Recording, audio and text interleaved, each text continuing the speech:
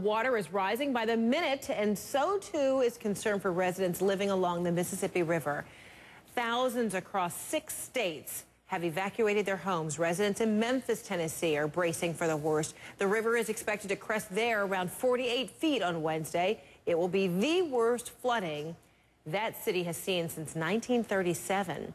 And if that wasn't bad enough, there's chance of more rain this afternoon. I want to turn now to CNN meteorologist Jackie Jarris. So, Jackie, why is the flooding so bad right now?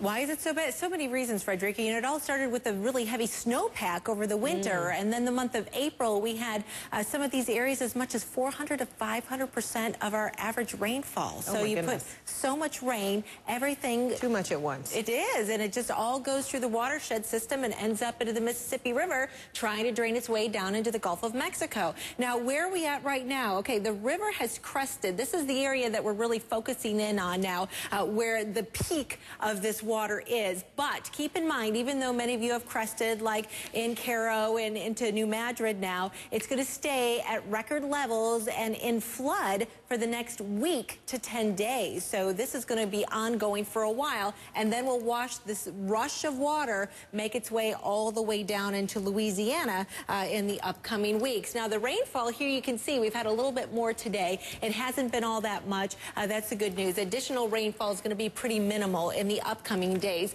but that really, you know, is taken into account into these flood forecasts that we're talking about as that water moves downstream. Now, Memphis, Tennessee is next in line. Major to near record flooding is going to be expected here. Vicksburg, Mississippi, this is another city that we're going to continue to watch. May 20th, so that's next week that we're looking at that record flood, more than 14.5 feet above that previous record stage back in 1937, like you mentioned.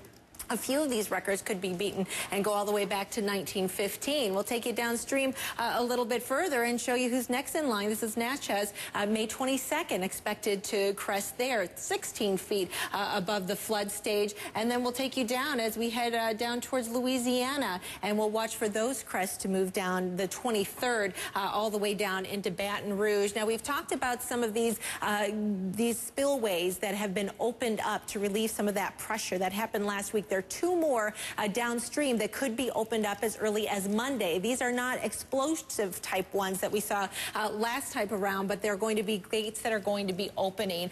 This is a flood event, not a flash flood event. And the difference is this is a rise of a river or stream out of its natural banks. A flash flood is a very quick event, and sometimes those things only last over a 6-hour period. And that's why we're talking into July potentially for this river to be completely navigable. 60% of all of the grains that's exported out of the U.S., by the way, goes through this channel, and there have been a lot of restrictions put in place now, because once you get those barges moving along that river, that, you know, adds weight into that water, and that also sloshes things up. So this is having a huge impact, Frederica, not just people who are being evacuated from their homes. We're talking about exports. We're talking about businesses. So many different factors come into a play with this major historic event that was unfolding. That is very significant here in the U.S. Thanks so much, Jackie Jarris. Appreciate that.